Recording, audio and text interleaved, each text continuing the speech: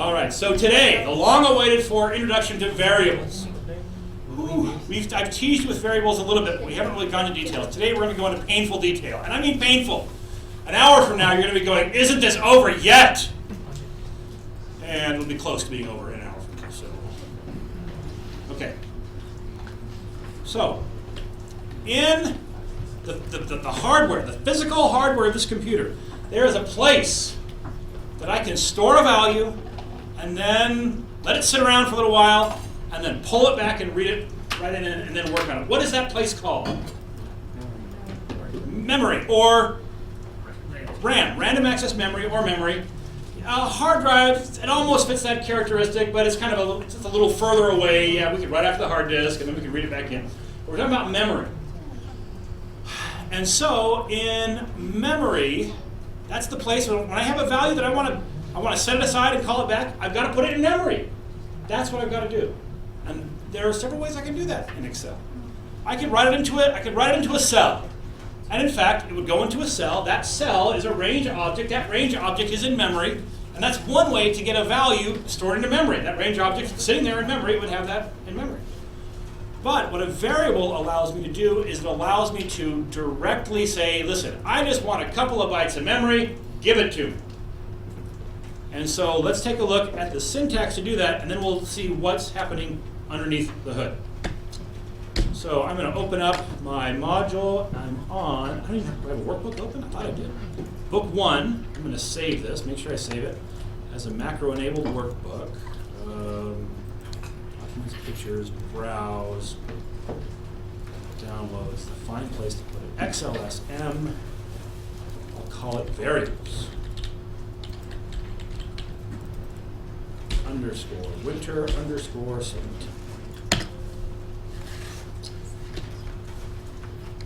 I'm really kind of expecting to see that workbook showing up here. Okay, so let's close that. Try again. Alt F11. There we go. All right, so I've got my variables project here, and I'm going to insert a module.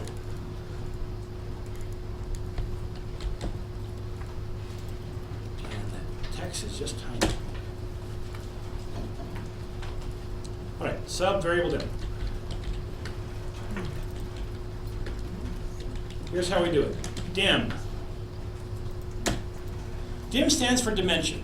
What we're saying is I want to allocate some memory. And I'm going to tell it how much, the size, the amount of memory. That's where the word dim comes from. Dim, let's just call this X as a byte. Byte is one of the integer data types. There are 3 of them.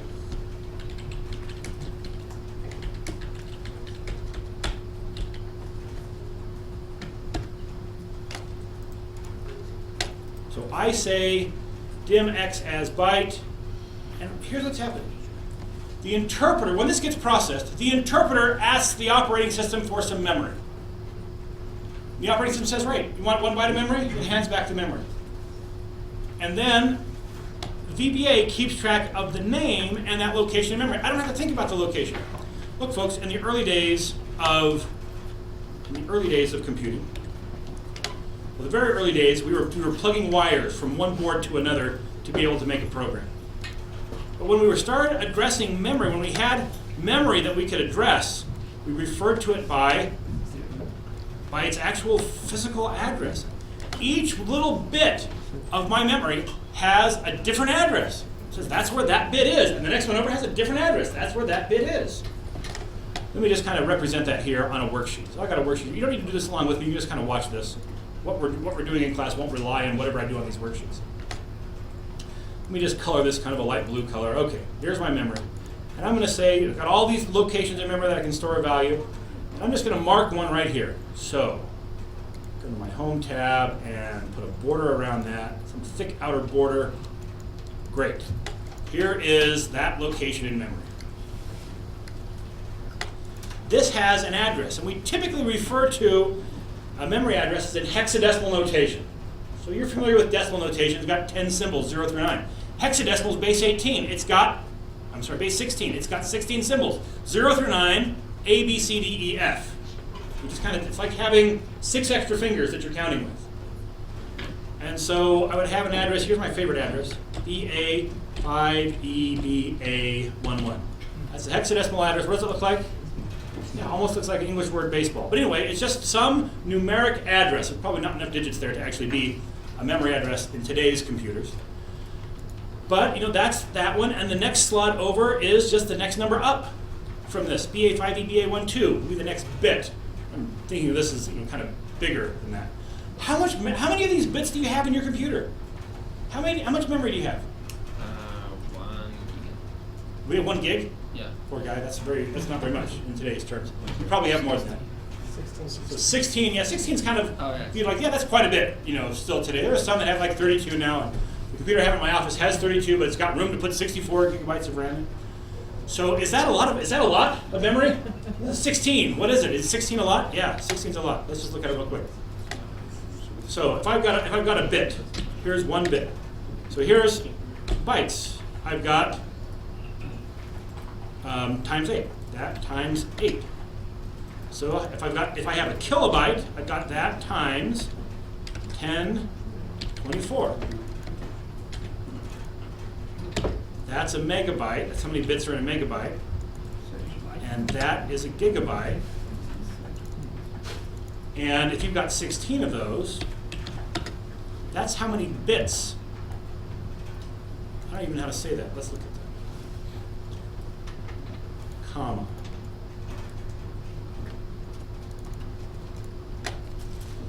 So that's how many bits you have. You've got 137 billion bits. Each bit you can turn on and off. Each one of those has a separate address that you could refer to that location in memory on. That's a lot to work with. How many times can I fit the Book of Mormon into this? How many times can I load the full text of the Book of Mormon into this? It turns out the Book of Mormon is just a little bit over a megabyte. The text of it. So it's this divided by 1024 times 2, 2048. Why do I think times 2? 1024 times 1024. That's bits, and then we got bytes. So we got to take that. You forgot You your didn't times. multiply. You did 8 instead of times. Oh, yeah, that would make a difference. Take this. Those are bits. So we got to get to bytes. Divided by 8. On your computer, you can hold the full text of the Book of Mormon 16,000 times in memory. In RAM. 16,000 copies of the book. How big would a pile of 16,000 copies of the Book of Mormon be? It would fit in this room. It would fit in this room. 16,000 would fit in this room. But there wouldn't be much room left over. I mean, that's a lot of information. Okay, so I'm not sure that was important. But the point is, you've got a lot of memory here. Back in the early days of programming, we had a single program running at a time. And so what we would do is and we didn't have very much, by the way, and we would just say, all right, we've got to have a location where I can set a value in there and then call it back later. We would refer to it by its physical address. We would say, yeah, that is the physical location that I want to put a particular piece of information in. All right, roll the clock forward a few years, and now we have operating systems that allow us to have 2 programs running simultaneously. Ooh, 2 programs running at the same time? Amazing. What's the problem with direct memory addressing as soon as you have 2 programs running at the same time? They might both be trying to use the same physical location in memory. What do you think? You've got one program, Word, running, and it writes something to this location in memory. Then you've got Excel over here, and it writes something else on top of that one, and then you try to read it from Word again. What's going to happen? Oh my gosh. Word's going to go, well, I put a 7 there, I thought, but now it's like Q. What do I do with Q? It doesn't know. And so the way it works now is that our programs don't directly access memory. Instead, our programs ask the operating system for some memory. Our programs say, listen, I need some memory. And what we're saying here is, I need 1 byte of memory. And we're going to put a number. We're going to use it to put a number in. And so the operating system says, oh, here's a byte of memory that no one else is using. BA5E, BA11, and it says this one's all yours. The operating system then keeps track of the fact that it gave that memory to Excel for my little program in VBA, and it's going to make sure that no other program tries to modify that memory. What will it do if another program tries to either read or write that memory that belongs to Excel? It will terminate that program. It will literally just kill it. If some weird thing happened and it tried to access that memory directly, the operating system is going to say, you're done. No warning message, no do you want to save. It's just like, you are doing something evil. You're trying to access memory that I did not give to you. You're not allowed to do that. And this actually, like back in the days of Windows 95, Windows 98, that was pretty common. That a program would kind of accidentally read somewhere it wasn't supposed to read, and you'd get what was called a general protection fault. Error would come up, GPF, and your program was just done. So, but here's the thing. As a programmer, do you care which physical location that memory is? You couldn't care less. They are all the same. I asked for one, it gave me this one. I'm going to use it this time. Next time I run the program, will it be the same location? No. The chance of being the same location is minuscule. It's 1 in that number. Well, probably a little bit higher than that, but it's tiny. But you'll end up with the same location the next time this program gets run. We don't care what the number is. We don't want to think about the number. If we desperately want to know where it's located, we can ask. But in the normal flow of VBA, we don't know, we don't care. So what happens is, we said, I'm going to use a name for this variable. I'm going to call it X. The operating system says, great, here's some memory. It sends back the address of the memory that's going to belong to X. And then the VBA interpreter keeps track of the connection. I don't ever have to know what address that is, because I'm going to refer to it by X. So later here in code, when I say X equals 6, the interpreter says, oh, X equals 6, I know what that is. That's a particular memory location. It's one that I own in the operating system. It then says that location in memory equals 6, and it puts the value 6 in memory there, and it's stored there. So VBA is going to keep track of the mapping between the variable name X and that address. And let me just put a little line in there. Insert illustrations, shapes. There's a nice line. Okay. So VBA is going to keep track of this idea that the nickname X belongs to this, it is bound to this address. And that's what a variable is. It's the combination of the name and the location in memory. The variable is not the location in memory. The variable is not the name. The variable is the combination of the named storage area. It's got a name and a storage. We've named variables before. We haven't done that byte thing. Ah, that's right. We've declared variables a couple times in this class. We haven't given it a data type. So is that just like per your philosophical? Like, do you have to do that, or is that just like a teaching tool? Ah, so could we just forget this part and just stick with dim x? Yeah. We're going to talk about exactly what happens when we say dim x. The answer is yes, you could do that, but you really don't want to do that, and you'll see why. So why haven't we done it in the past? Why haven't we done it in the past? Why have we not used as byte in the past? Okay, so byte is only allows me to put an integer of a particular range. We're going to see that here in a second. What we did, we took the simplest path because we hadn't talked about variables yet. And so now that we're teaching about data types, we'll want to use the data types from here on in. Yeah? What happens when you make an assignment that isn't the data type that you said it was? Does it change the data type? So if you try to put... You have a string into an integer. Can you remember that? Yeah. And when we get to strings, let's try it. We're going to create a string variable, and the answer is, depending on what you're doing, it may convert it, or it may just say you have a type mismatch. You tried to put one type into this slot, and it couldn't. Settings to enforce like that? No settings. It will always convert if it can. Oh, really? Yeah. Let's take a look. No settings that I know of. There may be settings I'm not aware of, but I've never seen it. Okay. So that's what happens. One other thing that I want to show here is that it's, and the reason that it's important to grasp this duality of the variable, that the variable is a location in memory with a name, is that it is possible for me to end up with something like this, where I have another nickname that refers to the same location in memory. It is possible to do this. And if you don't understand the idea that it's a location in memory that has one or more names, you might look at your code and be absolutely befuddled by what happens, because you can see, here's your variable x, you set a value to it, nowhere else do you say x equals anything, and then when you go to print x, it's some different value. So this is possible. We may or may not talk about this in detail in class, but I want you to get that because you can kind of mix and match the name with the address. Right.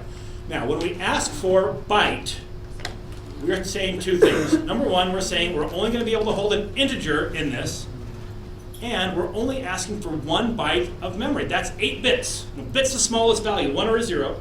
It's on or off. And we're going to take 8 of those together and say that's a chunk that we're going to allocate to your program. VBA will only request memory in bytes. You're never going to get just a single bit allocated to VBA. Byte will be the smallest that it ever takes. Right, so I want to take a look. Let me come to sheet 1, back to sheet 1. I want to show you what's actually happening in memory when we allocate this variable. So here's a bit. 1, 2, 3, 4, 5, 6, 7, 8. Okay. We put all borders. And I'm going to put a black outside border. Okay, so this is like 1 byte split up so I can see the bits. The only thing I can put in each one of these little boxes is a 1 or a 0. Ultimately, everything gets stored as a 1 or a 0, and the interpreter has to figure out what to do with it. So we might have something here, put in like a 1 here, and then 0, 0, and 1, I don't know, and a bunch of zeros. Guess I kind of want those to be centered. What's that? No, this is like a number, right? This is a yeah, that's a number. It's not 10,001. 33. This is binary. So in binary notation, you're counting in tens, right? You've got place value. You've got your ones, your tens, your hundreds, your thousands. Base 10. Base 2, you've got what? Ones, 1, 2, 4. your 2s, 4s, your 8s, your 16s, 32s, 64s, 128s. What did I do? Oh, there we go.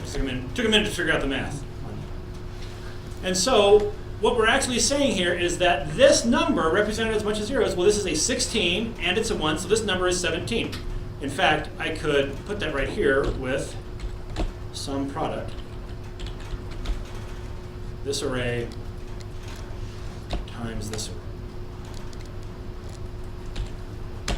And that would tell me the number. I put some other number in here, and that tells me that's the number I have represented. Go ahead. Just real quick, going back, you said the smallest amount that you can allocate is a byte. Is that true with Booleans as well? Like, is it going to allocate a whole byte just for a true/false variable?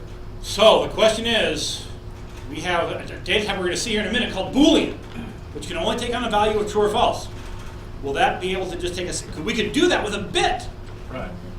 And the answer is, it's going to take more than a bit. Sadly, it's going to take more than a byte. We'll see that. We'll see that. We'll take a look at it when we get there. Okay. It's not really critical for your ability to use a variable to be able to map it down and understand what's happening at the bit level. But I want you to see this because this is going to help us understand why certain variables have ranges. What's the biggest value I can put in this variable type?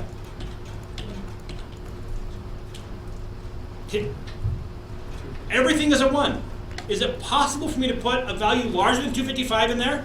Can I squish another 1 in here somewhere? This thing is full. If I try to put more than that in, what's going to happen? Look, if you have something that's full, if you have a container that's full, and you put more into it, what will happen? It will either explode, or it will overflow. Those are your choices. Fortunately, in VBA, it's going to overflow. It's not going to explode, thank goodness. Let's take a look. So here, let me just go ahead and run this. Control G plus, I'm going to print this. Debug.print X.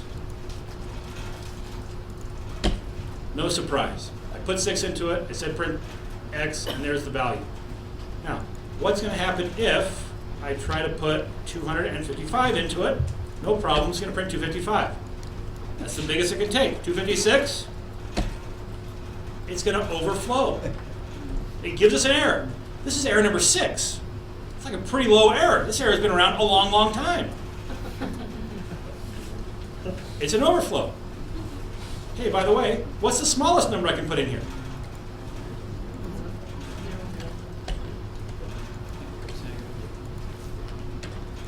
Fortunately, we've got a formula for that.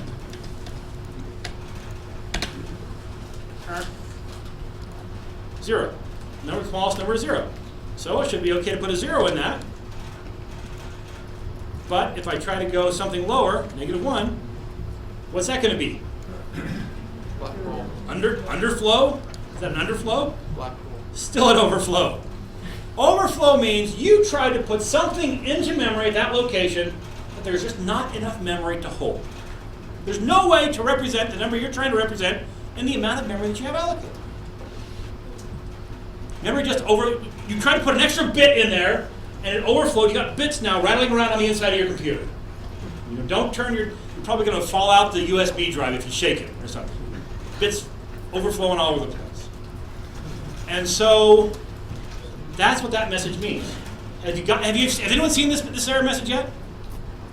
Based on what we've done in class, I wouldn't expect you to see it.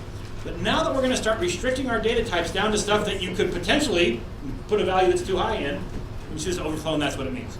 You've just tried to put too much into that location.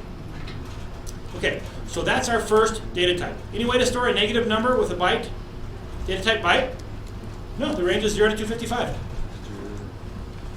Okay, next type, also an integer data type.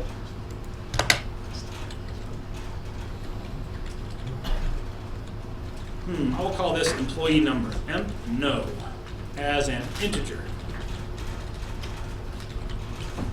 So let's go ahead and put in here a range. So the range is 0 to 255. And it takes 1 byte of RAM.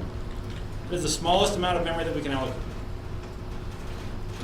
Integer is going to have a range of -32,768 to positive 32,767. It takes 2 bytes. Wait, it has twice as much memory. Why can it do way more than twice the range?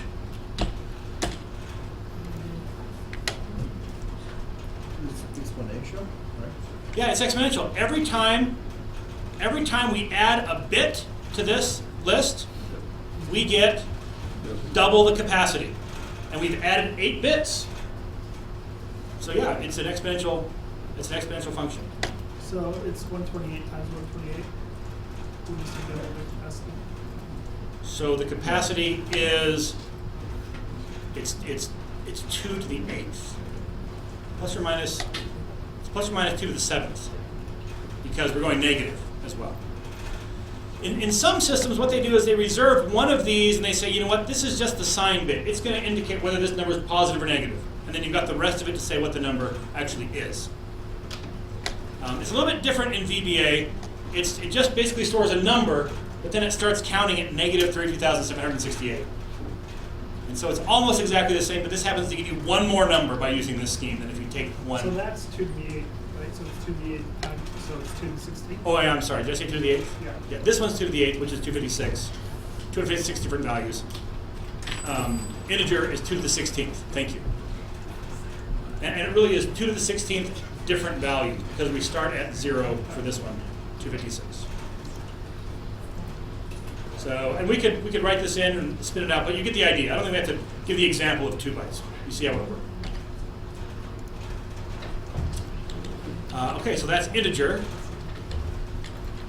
Then there's another integer type. It's called long. These are all integers. The only thing I can put in these is an integer. Windows plus.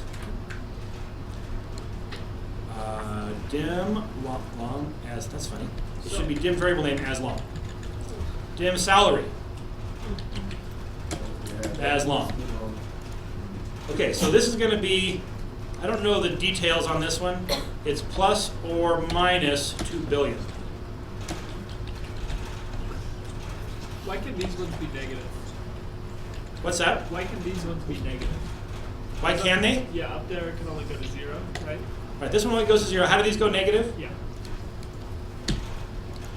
Okay, so the question is, how do these go negative? To answer that, let's look at this one and pretend that its range, this range actually goes to it's plus or minus 64, Okay.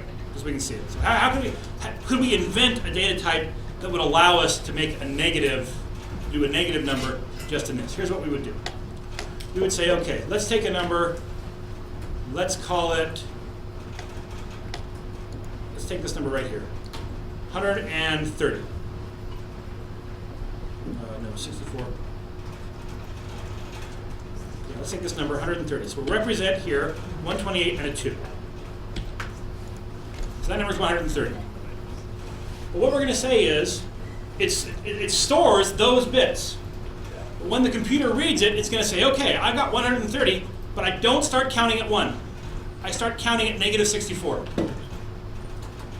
And so it would say negative 64, and it would say, all right, take off, count up 130 steps from negative 64, and that would be positive 66 or something like that. It's going to count all the way through all those negative 60 and all the way up to positive 60, and it's going to be a little bit higher than 64. So probably positive 66 or positive 63 or positive. It's close in there somewhere. We can count it and find out. So that's how these go negative, is that we still store a quantity, but the different types have a different starting point that they count at. And the starting point they count at is the lower boundary. And so here, this starts counting at 0, that's the lower boundary. This one starts counting here, that's the lower boundary. Do you need to know exactly this precision here? No. For the midterm, you're going to need to know roughly plus or minus 32,000. If I say you've got to store a variable, you have a value that's going to be 100,000, only an integer. What's the best data type to use for that? You go, wow, that's way beyond the range for. I'm not quite sure what the range for integer is, but that's got to be higher. I know it's somewhere in 5 digits, and we got more than that here. So what happens if I don't define a variable? We will just store whatever memory. We'll get there. Yeah, it's doing something very strange when you don't define it. But we're going to cover that. When you don't give it a type, it picks a type. And the type it picks is evil. We'll get there. Okay, so these are the integer types. Someone mentioned Booleans. Let's go ahead and do that one too. True or false. There's one type for this, and it's a Boolean. So dim would be some kind of a choice, like save workbook or something. Be a good variable for this. The user has decided they're going to either save or not save the workbook. And then the data type for this is Boolean.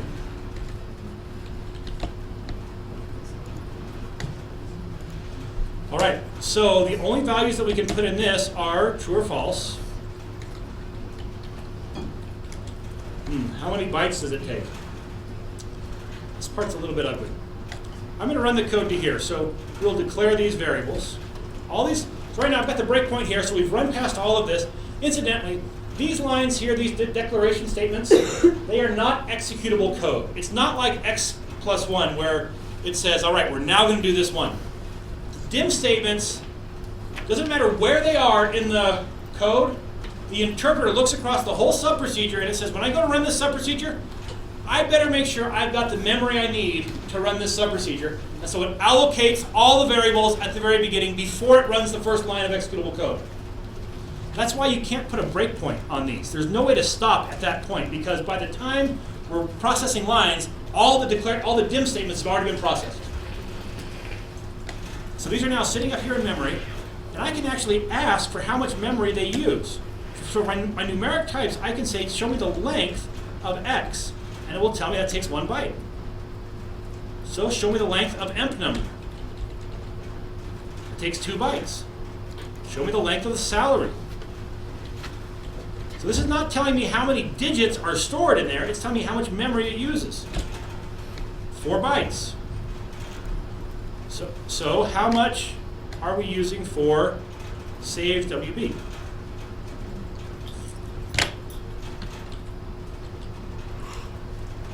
It actually takes 2 bytes to be able to store the value true, false. That seems absurd to me. But here's the reason it doesn't. If I ask for what's the value of true, print true, it's just going to say true is true. That's easy. But what if I was to convert that to an integer? Here's a little function that converts a string to an integer. So let's do this. Just see it. So here's a string 3. I could print that. I would print a 3. But if I needed to force that to be an integer, stored as an integer, not as a string, I could say convert to int, C-I-N-T, and it'll still look like a normal 3, but it's now an integer 3. But I can convert true, well, let's convert false to an integer. That's great. False is 0. Okay, false is 0. So far, so good. What's true? You would think it's 1, but it's not. It's -1. Why is true -1? I don't know. There must be a good reason. This is a choice that somebody somewhere made. You know, true should be -1. They probably weren't just thinking, wouldn't that be neat? There's probably a real reason for it. I don't know what it is. But true is -1. And so my hunch is that it's not just a single byte, because if it was a single byte, they're like building on top of the byte type. And you can't do a negative number in byte. The smallest amount you can do a negative integer in is 2 bytes. And so my hunch is it has something to do with that. You could probably get on Google. Maybe someone will give you a better, maybe there's a more compelling answer for that. I'm not sure what it is. So it takes 2 bytes, which seems strange and overkill, but that's what it is. Okay, so that's this type, Boolean. Named after George Boole, who was a mathematician, probably in the 17 or 1800s, who spent his career thinking about true, false. Did you ever remember, like when you were beginning like pre-algebra, you had to do truth tables? True and true equals true, true and false equals false. Yeah, you have George Boole to thank for that. He's the one that did Boolean logic. It's named after him. Boolean values, Boolean logic is the stuff that he devised. So it's named in honor of him. Okay, now there's some other numeric types. We have what are called floating point types.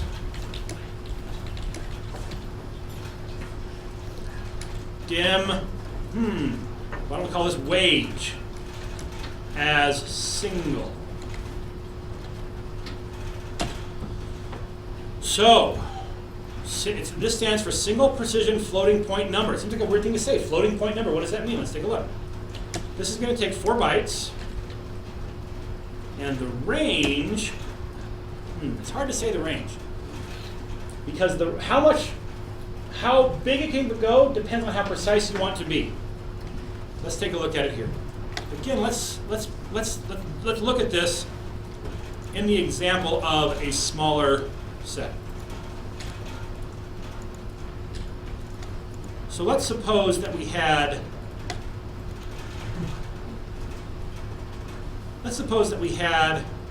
let's see, I'm going to give 3 digits here.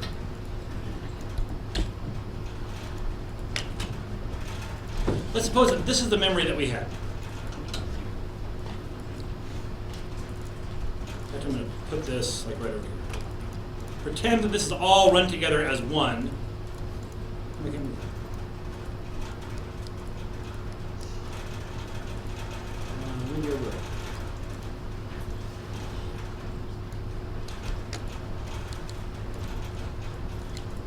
Okay.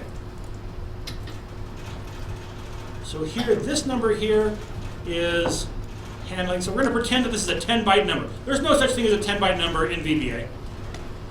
But we're going to suppose that's what it is. And so a portion of this indicates the integer that we're talking about. So in this case, I've got 130. That's the integer. Now, a portion of the memory is reserved to tell me where should I put the decimal here. And so equals sum product. This. Okay. So right now, having the memory stored this way says the decimal point goes 2 decimals from the right, 2 digits from the right. So what number is represented here? Yeah, so this is, if I was a little more slicker with Excel, I could probably figure out how to put that in there. I would stumble across it right now. But this would be 1.3. So here's what's stored, and we're saying the decimal point comes over 2 from where that goes. That's why it's called a floating point number. We store an integer, and then we use a part of the memory to say where does the decimal point go. Well, what would I do if I wanted this to be 0.13? Yeah, I'm going to put here, over in the portion here that I have reserved for saying where the decimal point goes, home, give me a background color here. So over here, this part I have reserved for saying where the decimal point goes. I change this to a 3, and now what I'm looking at is 0.13. Neat. 0.13. So the point then is that we have, for a single precision floating point number, 4 bytes in total. Part of that is used for saying how many digits. I think I'm up to 15 digits with this. And I can put the decimal point anywhere I want in those 15 digits. So if I want it to be, a really, really small number like 0.00000001, I store a 1, and then I say it's 15 digits. Move the decimal point 15 digits over. And that's how then it calculates. So that's the single precision floating point number. So it's 4 bytes, and I think it's 15 digits of precision.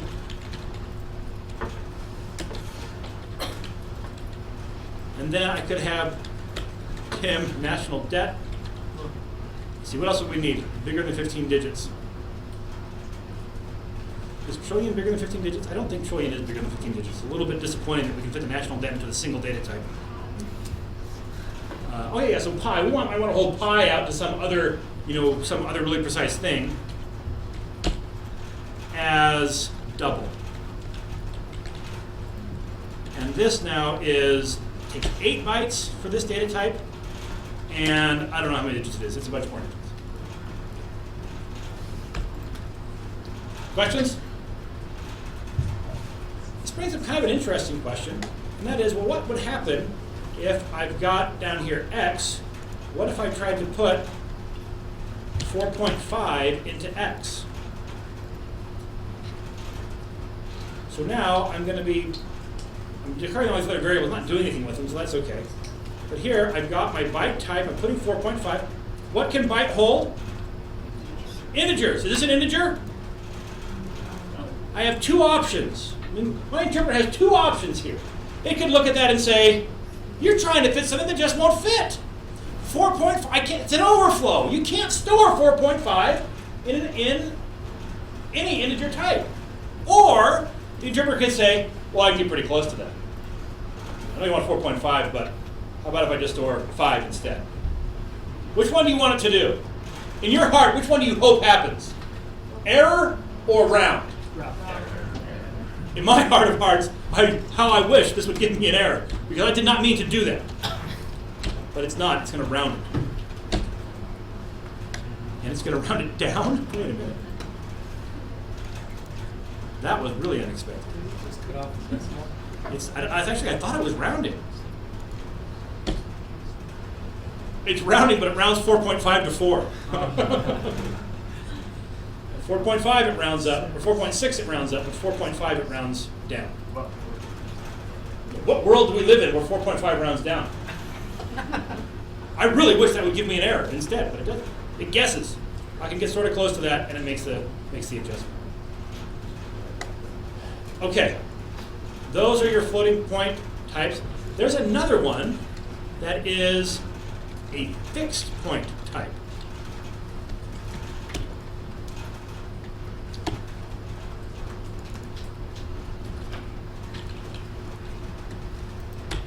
Fixed point type. It's called currency. And it is 8 bytes. And it is always exactly 4 digits precise. And currency as, national debt. our national debt ever gets to the point where we have to have currency to do it, we're all in trouble.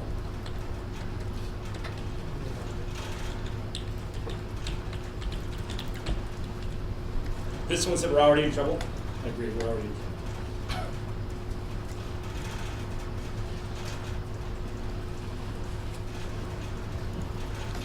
Incidentally, if we look back 100 years ago, adjust for inflation, we spend more today servicing the national debt than the whole federal government budget used to be. Adjusted for real dollar. We're paying more than what we used to spend on the whole federal government just to service the debt. All right. So this one's interesting because it doesn't take any extra data, any extra amount of RAM to keep track of where the decimal is. Where's the decimal? The decimal is always, it's always to 4 points precision. And so let's imagine that we have a type that's always to 2 points precision. If it was always at 2 points precision, what number would this be? 1.3. So if you want to store the number 10, you have to store in currency. You have to get a 10, and then you've got to get 4 zeros after it. So you store 10,000, and it goes, oh, that's 10. Because it always knows that you've got 4 digits of precision. So it's a little bit more efficient because I don't have to take up any memory to know where the decimal point goes. It's called currency because generally we think, you know what, if you're storing currency to 4 decimal points of precision, that's good enough. Is that good enough for every currency? Probably not. But at least in terms of dollars, usually we think, yeah, 4 digits is precise enough. Okay, so that's the origin of that one. All of these data types that we've looked at so far, when you declare the variable, it allocates that much memory, however much is specified, and it doesn't, there's nothing you can do to make it take more memory. If you try to put something in it that would require more memory, it just says no. It can't fit.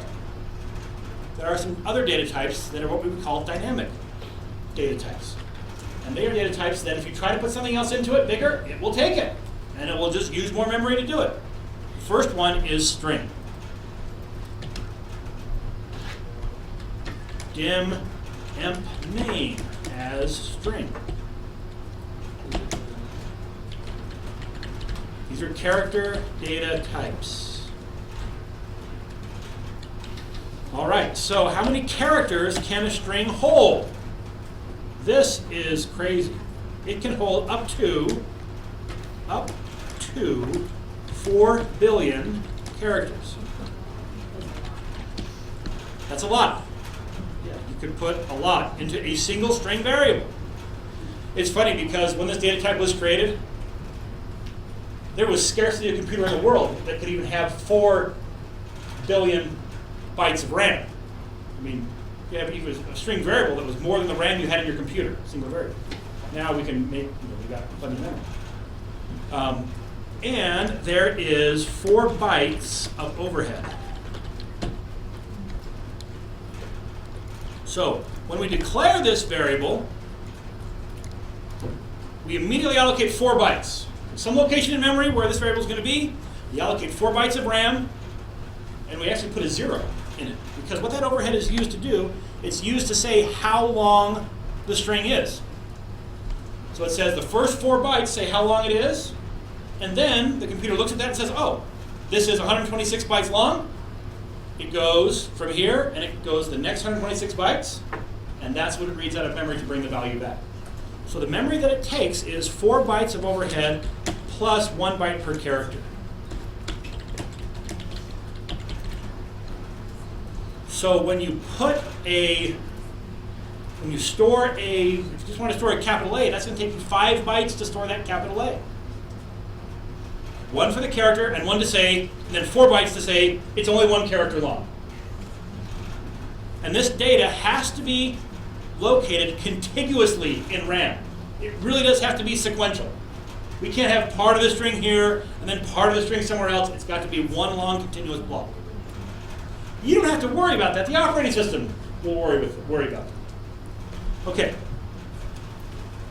Now, what's the 1 byte per character? This is worth understanding. Let me take this, and we'll reallocate this down here for doing the string.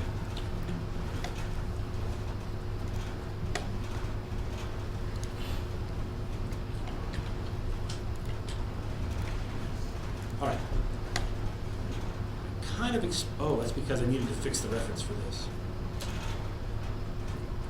Red reference. Hold on for a second, please.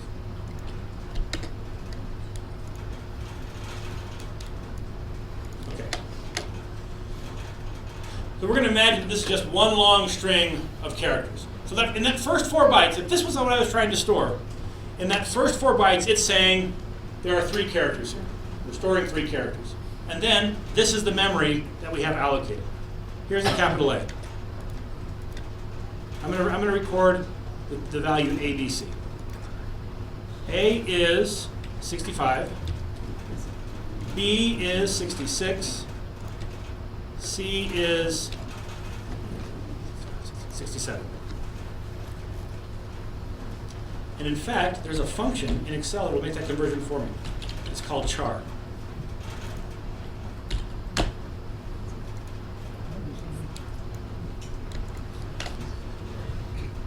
Everything gets stored as a series of 1s and 0s. I want to store an A, it's got to somehow be stored as a series of 1s and 0s. Here's how it doesn't do it. It doesn't go, I got a bunch of 1s and 0s here, let's put some 1s in here to make it look like an A. It doesn't do that. It records a number that it then translates into a character, and here's how that translation happens. Let me just go ahead and open up, let's just search for ASCII. What does ASCII stand for? Oh, I'm on Yahoo. That's neat. American Standard Code for Information Interchange. So here's the idea. Ultimately, we need a way to be able to send information from one place to another. We got to send 1s and 0s. That's all we got. And so we need some system that we can agree on that says, listen, when I send 65, I'm going to send you a bunch of 1s and 0s that is, if I translate it from binary to decimal, it would be 65. On the other end, they got to know, oh, that means capital A. And so if we look at the ASCII table, that's the worst ASCII table I have ever seen.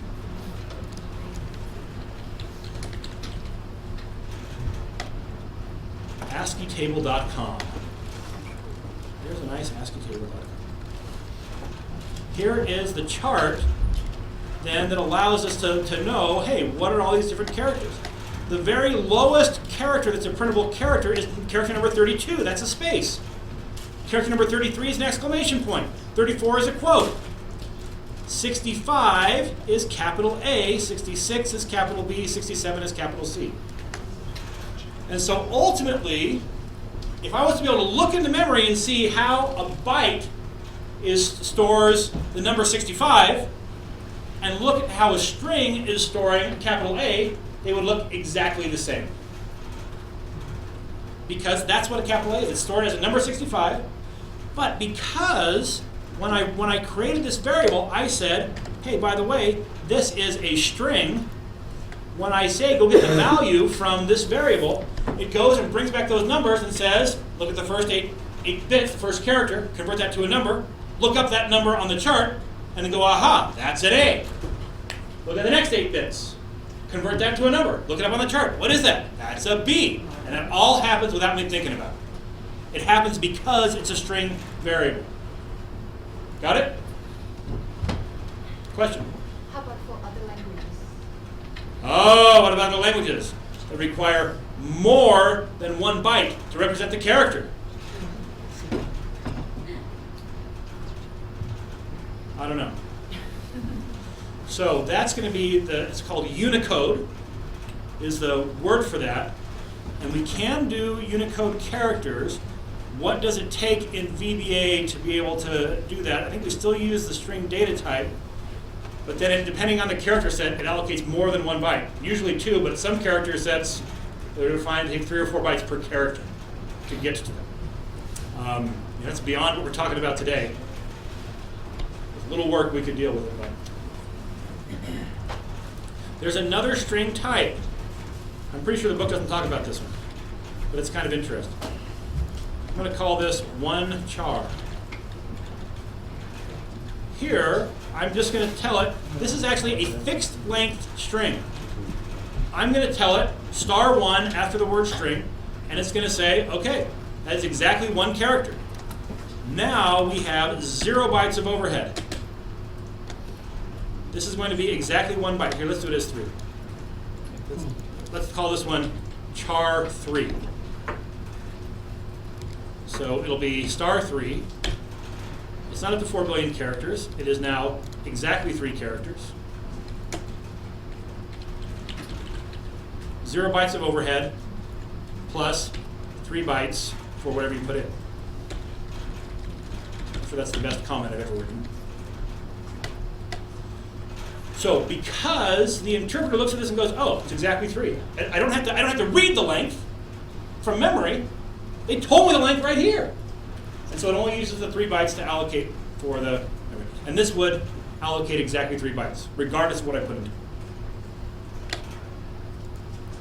By the way, you've got billions of these bytes in your computer. Are you really cared about that extra 4 sitting around? Yes. Probably not, but I'm going to show you later in class how to create hundreds, thousands, tens of thousands of variables with one statement, one dim statement. You create tens of thousands of variables, and then the data type is going to be really important. Do you think it's actually faster to read a fixed length string than it is to read a variable length string? Yeah. It is. It takes 2 reads to read the variable length string. I got to first ask how long is it, and then I got to go get the data. Here, I just have to go, oh, go get the data. So it's faster. Are you going to notice that it's faster? Not unless you are doing a whole lot of string manipulation where you've got loops that are going through millions of times. It would take a lot of iterations for you to notice the difference between reading a variable length string and a fixed length string. But it is different. Okay, so that's the string type. Questions here? Yeah. So the book did talk about that a little bit. So every time that it's always going to have 3 bytes of data, whether you have 1 letter or need all 3, it's always going to allocate 3. Yeah, let's take a look at this one. So let me put a value into char 3. Char 3 equals 1 billion. A. 1 billion? Actually, it would probably do okay with that. But let's run this, and then let's print. Let me print x, and then I'll print char 3. Actually, I'm going to do this. I'm going to print char 3, and then I'm going to concatenate onto that x. So I'm going to put x right after whatever char 3 is. I'll run this.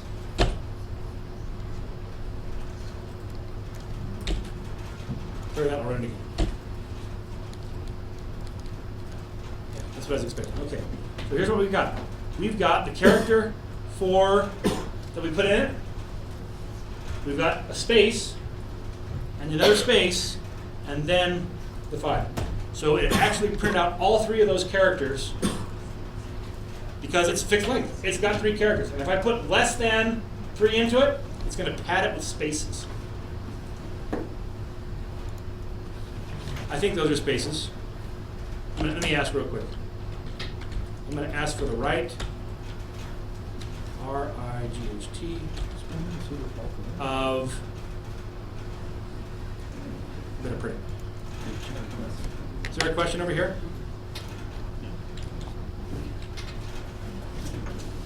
R-I-G-H-T. I want the right 1 character of char 3. And I want to know the ASCII value of that character.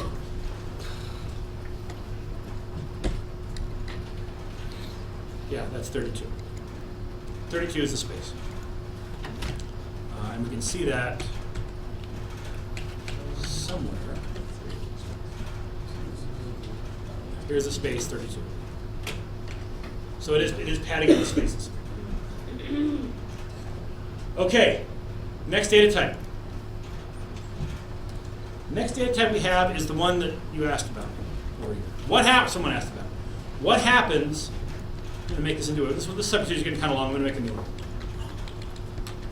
Subvariant demo. What happens if I just say dim x just like this? This is exactly the same as saying dim x as variant. Range, whatever you want to do. Whatever. That's what the range is. Probably some things it can't handle. I mean, you could probably make a number that's too big it couldn't handle it. Overhead. How much overhead is there in a string? 22 bytes of overhead for the variant type. Variant is interesting because it behaves the way you treat it. You treat it like a string, it behaves like a string. You treat it like a floating point number, it behaves like a floating point number. You treat it like an object variable, which we'll get to here. We really only have 9 minutes to go. How many of you are going, I've already heard more than I want to hear about variables? Yeah, I'm the one saying it, and I feel like I've heard more than I want to hear about variables. We've got 2 more types to go. This and then object. So here's the danger of this, is that you may not be treating this the way you think you're treating it. Let's look at this. What do I get if I say 3 plus 3? What's that going to print? It's not a trick question. The trick question is coming. What about this? 3 plus 3? Still 6. What about this? 3 plus 3? 33. This says you've got a string and you've got a string. If you're trying to add 2 strings together, you must mean concatenation. If one of these is an integer, it goes, you're trying to add an integer to a string, I got to convert one of them to the other. I bet you want to treat these as numbers. Because if you wanted to treat them as both strings, you would have concatenated them instead of adding them. If I put a plus there, it goes, oh, you mean to convert this one into a number so it can do arithmetic addition here. So let's do this. I've dimmed x as a variant. X equals 5. X equals x plus 3. What is that going to print? Yeah. I never did anything with this but treat it like a string. And so when I run this, it should print 53. See how well that worked? Oh, debug.print x. 53. Now, what happens if I just do nothing more but change this to a byte? Is this going to be an error? No error. VBA is going to look at that and go, string 5, I can't put that into a byte. Well, let me look at that string. Oh, that string looks like a number. I could make that into a byte and then put it in. That's what it will do. And so just because I've changed the data type here, instead of 53, it's going to print 8. So it's going to convert back into what you declared it as, not to what you assigned it as. So the question is, it's going to convert back to what you declared it as, not to what you assigned So it you as. assign x to a string, but you're converting it back. It's not converting it into a string. It stays the x. Oh yeah, the byte. Yeah, this is actually it's this data type. It's not going to change the data type. Gotcha. It's converting this expression into the data type. So will there ever be an assignment that actually changed the data type of the variable? Or is it No. always try to convert whatever you said? Remember, variant's a type that can handle lots of things, and so it'll work around inside variant. Let's look at this. Variant. So what happens if we put in here first? Just take these quotes off. What will it do? Now what will it do? I guarantee it's not going to error. I'm not sure if this is going to do 53 or if it's going to do 8. My hunch is it'll do 8. So that's a variant. I'm working with both strings and numbers. If I make that the first one as a string, it's 53. I make that one into a number, same code, produces 8. That's weird. And so that's why I'm going to caution you against using variant. Figure out the right data type to use and declare your variables at that point. Usually at this point, there's someone in the class who kind of throws up their hands in exasperation. Well, why don't you just tell us about variant at the beginning and dismiss us an hour early? Variant will do whatever we want. And the answer is, you get some unexpected behavior. Especially if you're saying, I've got some number that I've got to look at individually. Just suppose you had a project that required you to validate an ISBN, which is coming up, by the way. I think it's the next project.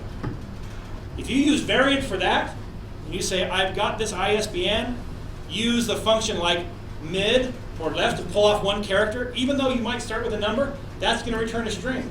You pass that into variant, and if you're trying to add these up, what you have to do in that assignment, it will concatenate them together and you'll get very unexpected results.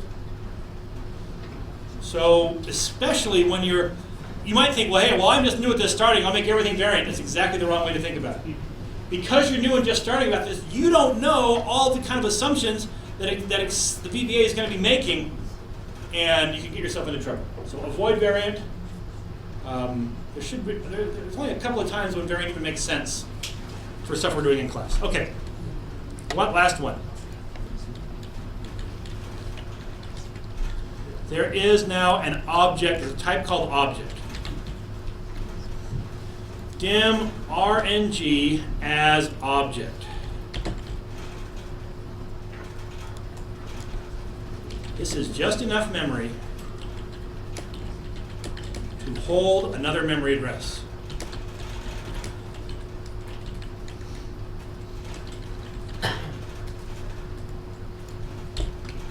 Okay, this deserves a little bit over here. All right, here we have something in memory. We're making another variable here. We are going to call it RNG.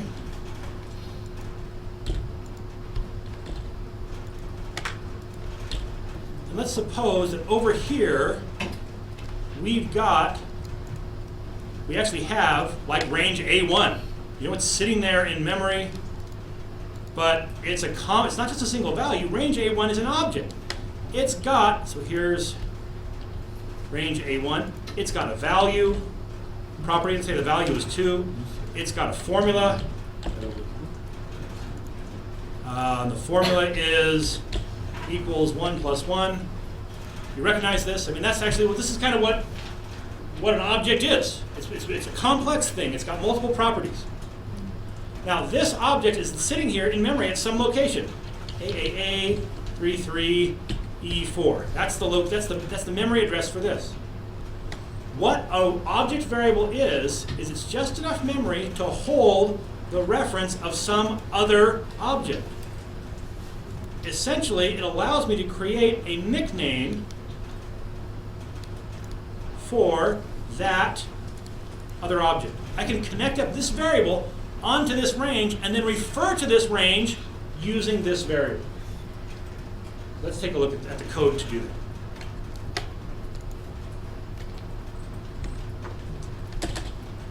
Dim RNG as object, set RNG equal to some particular object reference. Cells 1, 1. That's cell A1 on whatever sheet is active. Debug.print RNG.address. ADDRESS. This now is going to connect this variable onto whatever object I've identified here. I am not saying .value here. That gets me all the way to a property. I want to refer to the object itself. So now when I run this, it will bind this onto the object, and then it will print off that object's property. Okay. So I've got sheet 1 and sheet 2. So I'm going to start off with sheet 1 being active.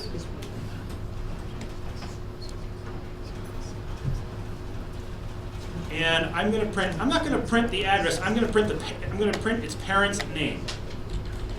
Okay. What's the parent of a sheet, of a cell on a worksheet? It's the sheet. So by saying that object.parent, that gets me up to its parent, and I can ask the name. So if I run this, right now the active sheet is sheet 1. This should print sheet 1. There it goes.